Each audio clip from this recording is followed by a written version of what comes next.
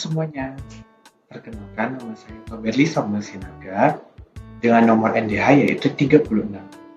Jabatan saya yaitu Teknisi Sarana dan Prasarana, asal instansi yaitu Dinas Pekerjaan Umum dan Penataan Ruang, Bidang Tata Ruang Kabupaten Kutai Barat.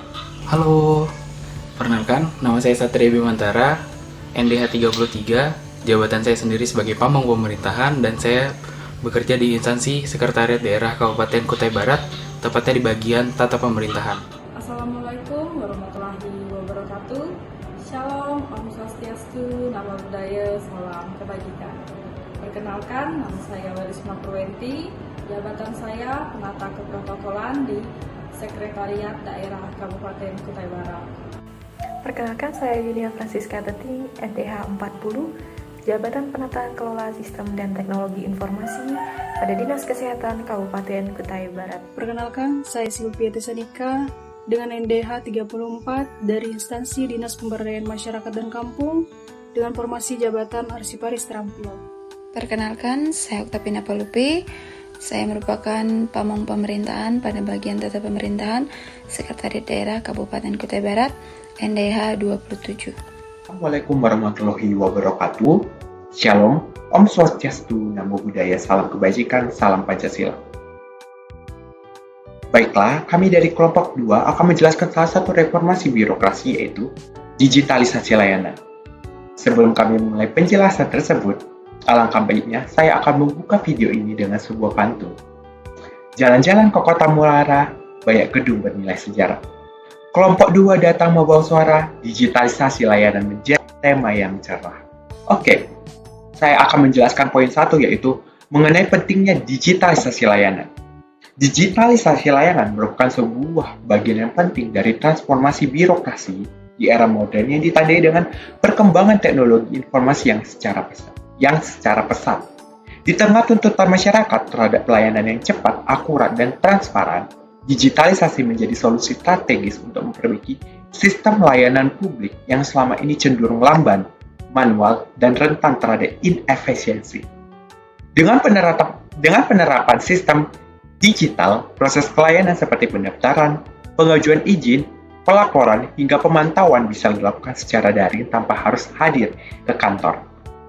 Hal ini sangat membantu masyarakat dalam mengakses pelayanan kapan saja, dari mana saja, sekaligus mengurangi beban antrian yang panjang serta waktu tunggu yang lama.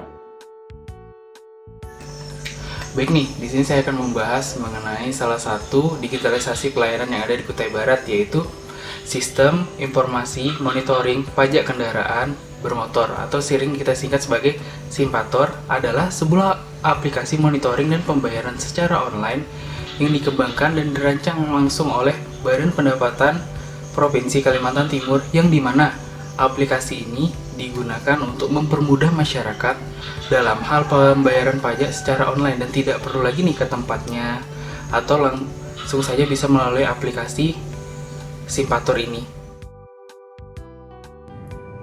Aplikasi Simpator saat ini sudah diterapkan, hanya saja masih terkendala masalah dan tantangan yang terjadi, seperti keterbatasan internet di Kutai Barat khususnya, kurangnya pemahaman masyarakat, keengganan beralih ke digital, dan berbagai kendala teknis serta kekhawatiran tentang keamanan. Kondisi yang diharapkan saat ini adalah agar pemerintah terkait dapat lebih masif untuk mensosialisasikan tentang digitalisasi layanan ini, khususnya aplikasi Simpator, yang mana edukasi tentang penjelasan cara penggunaan aplikasi, serta syarat-syarat pembayaran dan manfaatnya kepada masyarakat juga merupakan hal penting yang dapat dilakukan. Penyuluhan bagi kelompok rentan seperti orang tua yang belum melek teknologi juga sangat diharapkan sehingga masyarakat tidak hanya kaum muda saja, tetapi semua kalangan dapat menggunakan layanan digital. Pemerintah juga diharapkan agar bisa melakukan perbaikan sistem agar lebih stabil, mudah, dan aman digunakan bagi masyarakat, sehingga terhindar dari berbagai macam ancaman digital seperti peretasan serta pembobolan data pribadi. Digitalisasi layanan publik adalah sebuah langkah menuju pelayanan publik yang cepat, mudah, dan transparan. Langkah pertama yang dapat dilakukan adalah dengan melakukan sosialisasi kepada masyarakat. Sosialisasi kepada masyarakat dapat dilakukan melalui kegiatan penyuluhan, melalui media sosial, atau dengan melakukan pertemuan langsung dengan masyarakat. Masyarakat diajak untuk lebih mengenal, lebih memahami, dan terbiasa dalam menggunakan layanan digital. Langkah selanjutnya adalah dengan melakukan kolaborasi antara pemerintah pusat dan pemerintah daerah. Pemerintah pusat memiliki peran dalam menetapkan kebijakan, menyediakan infrastruktur, dan membangun sistem yang terintegrasi. Sementara itu, pemerintah daerah memiliki peran sebagai ujung tombak dalam pelaksanaan kegiatan dengan memastikan bahwa layanan digital dapat menjangkau seluruh lapisan masyarakat. Dengan kolaborasi yang harmonis, kita dapat menciptakan pelayanan publik yang cepat, transparan, dan akuntabel. Baik, saya akan lanjut menjelaskan langkah-langkah yang perlu kita lakukan untuk melaksanakan pelayanan digitalisasi layanan. Yang pertama, pendampingan terhadap kelompok rentan, orang-orang tua atau orang-orang yang buta huruf biasanya harus kita dampingi untuk melakukan digitalisasi ini. Kita bisa mempergunakan perangkat desa atau juga mungkin diri kita sendiri, ataupun kita mendampingi orang-orang kepercayaan dari kelompok-kelompok tersebut karena berkaitan dengan keuangan sehingga sifatnya biasanya rahasia.